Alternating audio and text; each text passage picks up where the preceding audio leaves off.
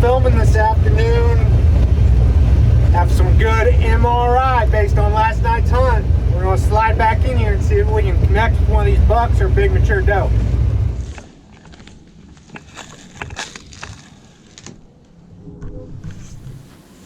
Self-filming this afternoon out of a redneck here at a little hidey hole food plot we call Cedar Gap. Now, you may be asking, why are you going to Cedar Gap this afternoon? I think I've got a pretty good reason. Yesterday afternoon, I was across the holler out of this other redneck that we have set up, and I saw probably close to 20 deer in between that redneck and this redneck. There were a lot of deer moving through here. Actually, they were feeding on some native browse. There's some areas that have been cleared, and there's a lot of sunlight reaching the ground, great native species coming on. And you look out there and you're like, it looks dead out there. But when I was walking in this afternoon, look down, and you can see those native forbs coming on, those basal rosettes. And I suspect that's what those deer are browsing on. So there's a lot of sunlight reaching the ground and native browse right now that deer are consuming.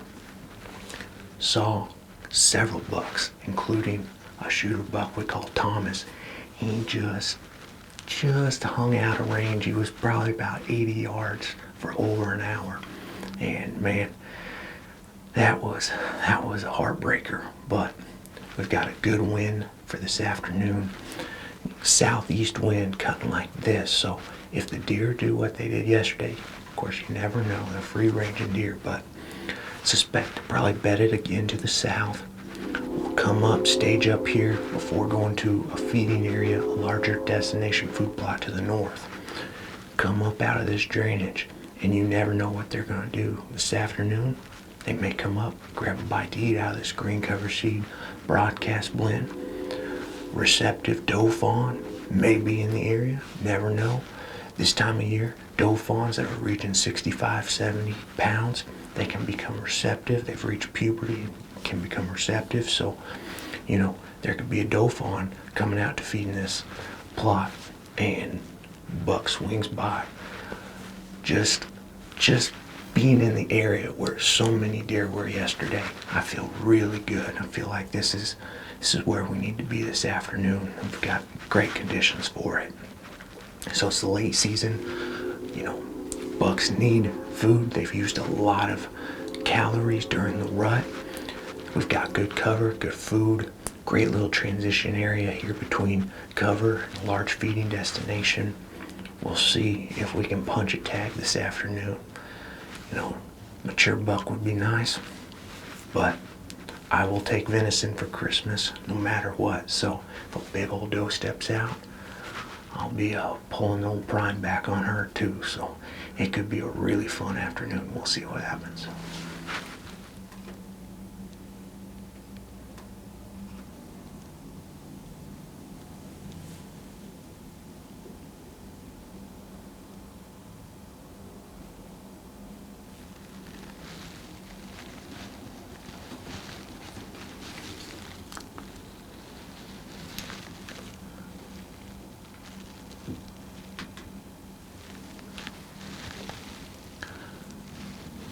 What you know, the redneck that we were hunting yesterday, that's where the deer are.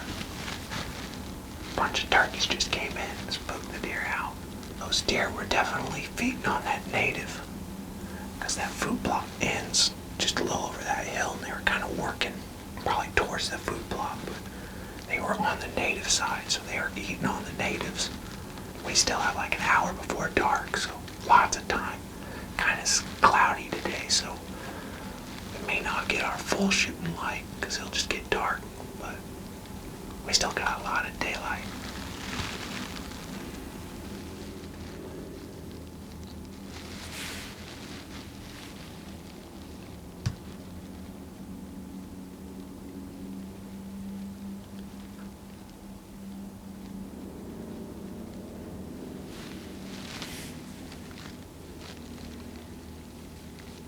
Starting to rain.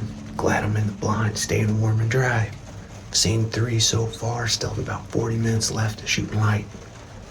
We'll see what happens.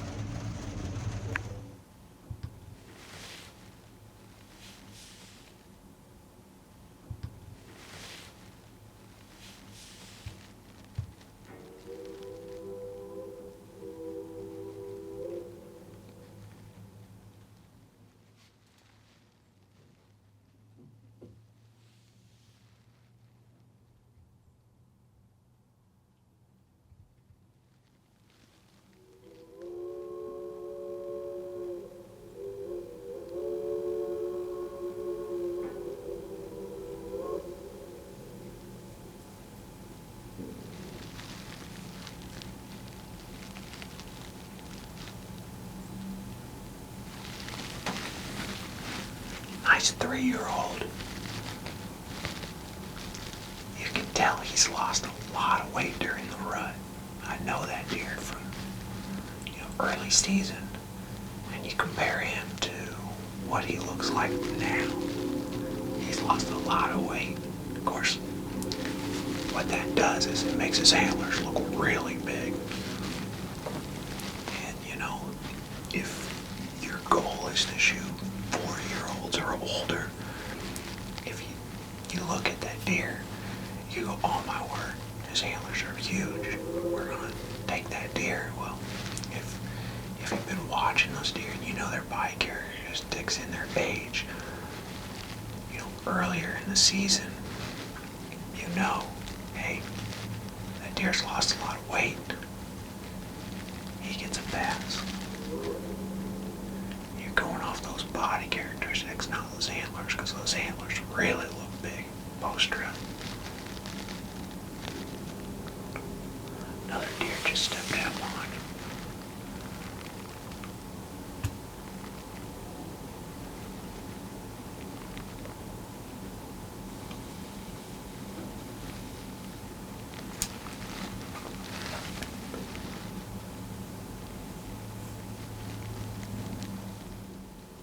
Talk about sunlight. I mean, that is just a beautiful example right there of deer coming out of the timber right there, coming into native habitat to feed, because there's sunlight reaching the ground. There's not much food in the timber, especially